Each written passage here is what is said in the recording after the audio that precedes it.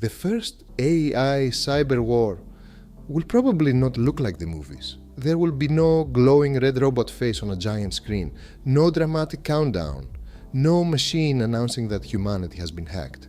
It will look quieter than that: a forgotten server, an exposed application, an old vulnerability that nobody patched, a database sitting somewhere in the background of a company, doing its job every day, invisible until the day it stops working. Then something enters.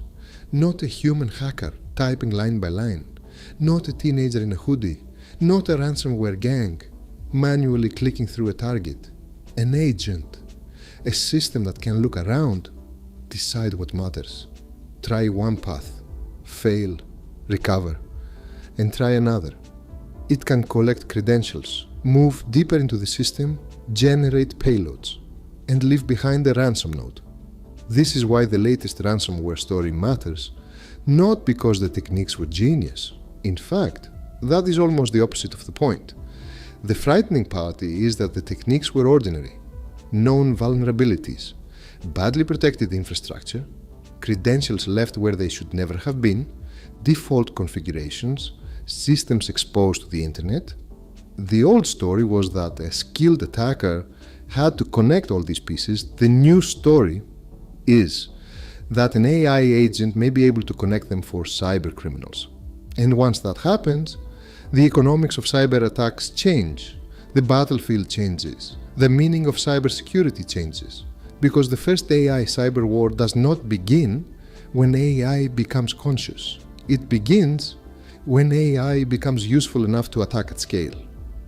Security firm CyberDig recently described a case it calls JADEPUFFER. According to its research, JADEPUFFER was an agentic ransomware operation. In simple terms, that means the attack was not merely assisted by AI. The technical flow of the operation appears to have been driven by an AI agent. The agent entered through an exposed AI workflow environment. It used a known vulnerability, one that had already been patched. It searched for secrets. It moved toward a production database. It encrypted sensitive configuration records. It wiped data, and it generated a ransom note. That sounds like science fiction. But the details are more uncomfortable than science fiction because they're so familiar. This was not a magical new cyber weapon. It was more like giving a tireless junior attacker a checklist, memory, tools, and permission to keep trying. The system did not need to invent a new kind of attack. It only needed to connect a series of known weaknesses. And that is the real warning. Most companies are not breached because the attacker is brilliant. They are breached because the environment is messy. AI does not need to be perfect to exploit that. It only needs to be persistent. Now, there is an important detail here. This was not a fully independent machine waking up one morning and deciding to become a cyber criminal. A human still mattered. Reporting after the initial story clarified that a person appears to have chosen the victim, set up the infrastructure, and provided some of the conditions needed for the operation to run. That matters because hype is dangerous. If we exaggerate the story, serious people will dismiss it. So, no, this was not Skynet. But it was not ordinary ransomware either. The right way to understand it is this: a human may have pointed the weapon. The agent appears to have handled much of the technical execution. That distinction is the entire story. In older cyber attacks, the human was the driver. In this new model, the human increasingly becomes the manager. They define the objective. They provide the resources. They choose the target. Then the agent handles the repetitive, technical, and adaptive work. That is exactly what companies are trying to do with AI on the productive side. Give the agent a goal, give it tools, let it work through the steps.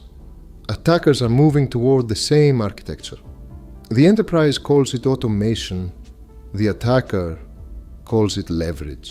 Think about cybercrime as a factory. In the old factory, every worker had to be trained. Someone had to know how to find vulnerable systems. Someone had to understand credentials. Someone had to write scripts. Someone had to move through the environment. Someone had to create the ransom note and manage the extortion. That factory had a bottleneck: human expertise. Skilled attackers are expensive. They get tired, they make mistakes, and they cannot scale manual work forever. AI changes the factory. It does not remove humans completely. It changes where humans sit. Instead of standing on the assembly line, the human moves into the control room. The agent handles more of the line work. It scans, it tests, it adapts. It moves quickly from one task to the next. That is why the JADEPUFFER story is not only a cybersecurity story, it is an operations story. The same reason AI agents are attractive to companies is the reason they are attractive to attackers.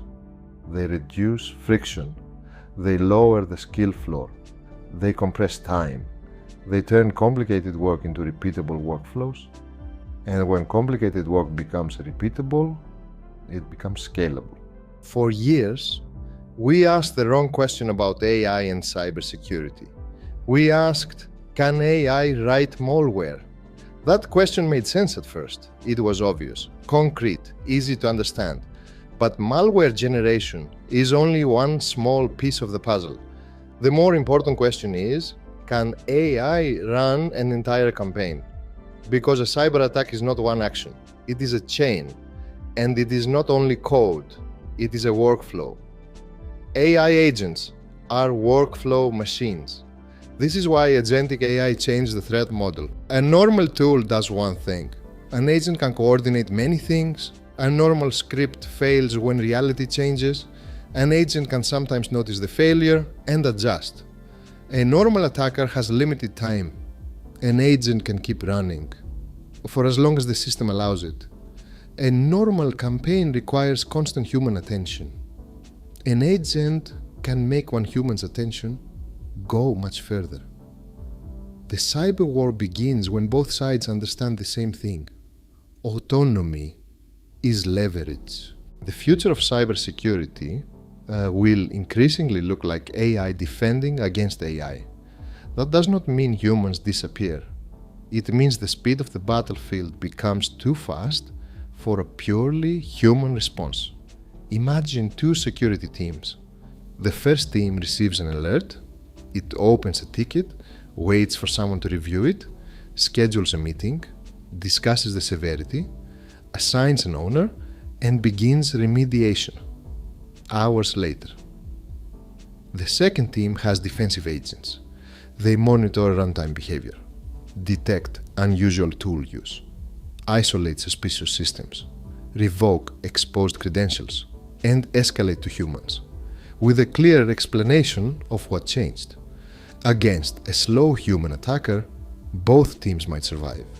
Against an agentic attacker, the first team may never get to the meeting.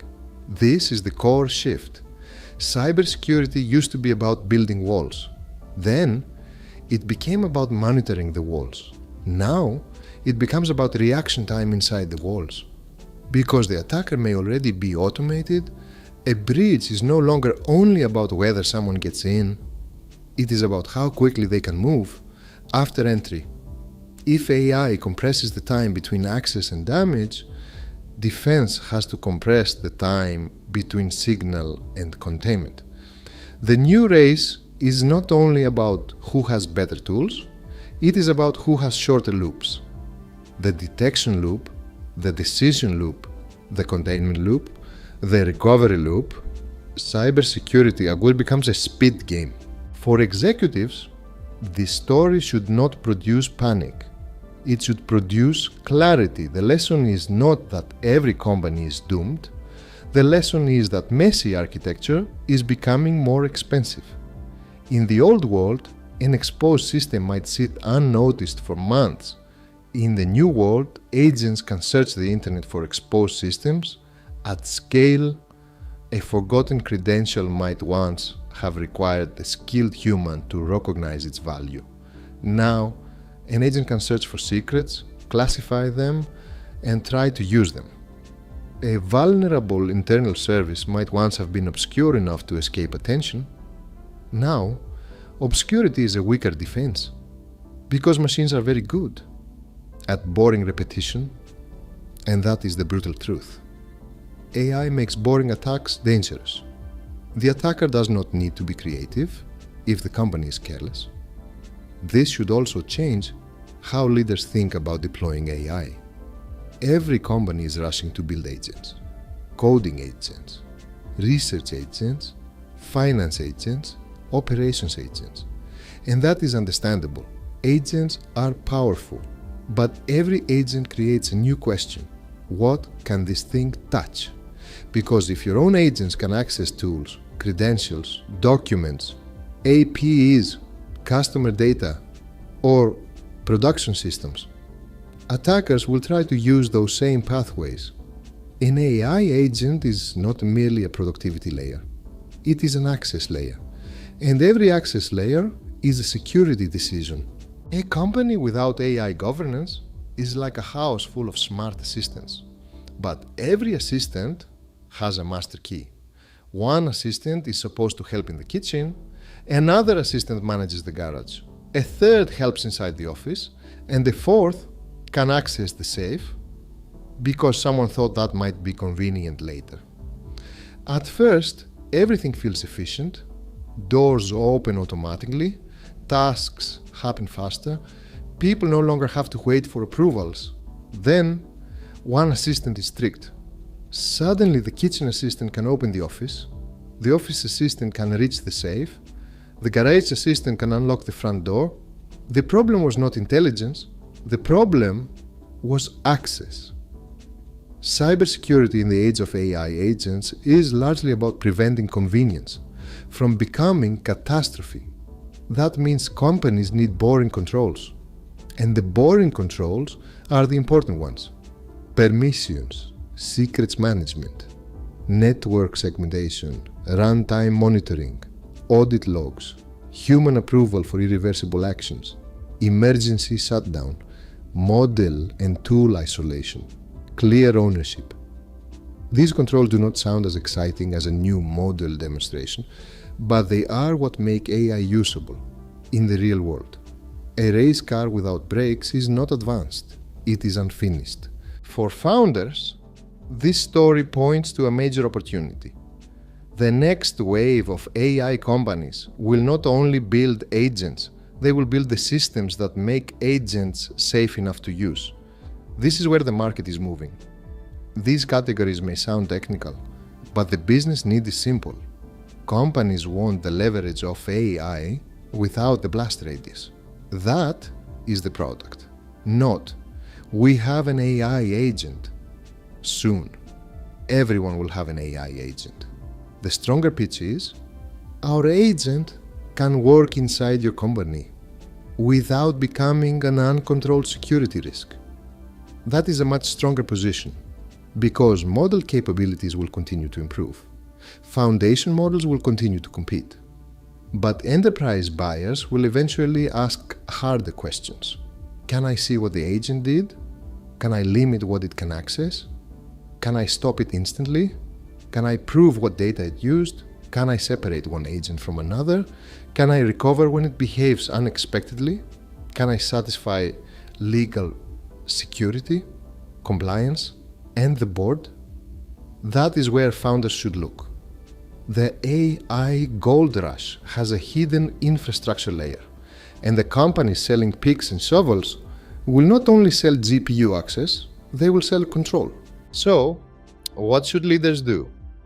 The first step is to stop treating AI security as an afterthought. It cannot be a PDF or written after deployment. It has to be part of the architecture from the beginning.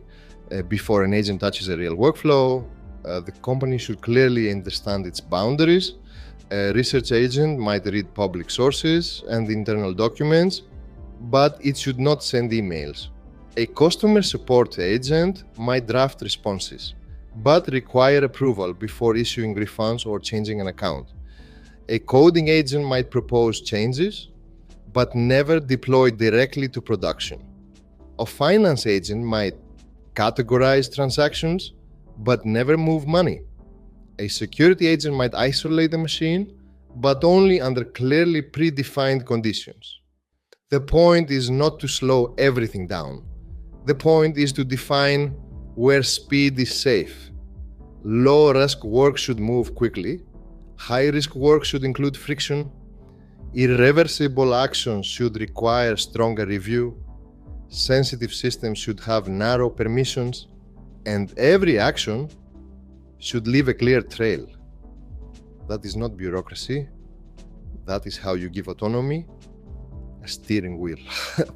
The phrase AI Cyberwar sounds dramatic, and it can easily become fear bait. So let us define it carefully. AI Cyberwar does not mean machines independently deciding to attack humanity, at least. That is not the practical issue in front of us. The practical issue is that AI begins to change the scale, the speed, and the economics of cyber conflict. Attackers use agents to reduce human labor. Defenders use agents to reduce response time. Companies deploy agents that create new access pathways. Security teams build control systems around those agents. Governments begin asking whether frontier AI models are strategic assets. Insurance companies begin asking whether agentic systems increase operational risk. Boards begin asking whether anyone truly knows what the AI inside the company is allowed to do. That is the cyber war, not one dramatic event. 1,000 small shifts. The attack loop becomes faster, the defense loop has to become faster, the access surface grows, the control layer becomes mandatory. The companies that understand this early will not become paranoid. They will become disciplined. The JADEPUFFER story is not the end of cybersecurity. It is the beginning of a new phase. The lesson is not that AI agents are evil. The lesson is that autonomy multiplies whatever system it enters. In a well-designed company, autonomy can create leverage. In a messy company, autonomy can create blast radius. For attackers, AI agents turn old vulnerabilities into scalable opportunities. For defenders, AI agents may become the only way to respond at the same speed. For executives, the message is simple. Do not ask only how much AI your company can deploy. Ask how much AI your company can safely control. Because the next era will not reward the companies with the most automation, it will reward the companies with the most governable automation. The first AI cyber war has already started. It did not begin with a robot army. It began with an exposed system, an old vulnerability, a machine that could keep going, and a company that was not ready for speed. That is where the future arrives first, not with thunder, with automation.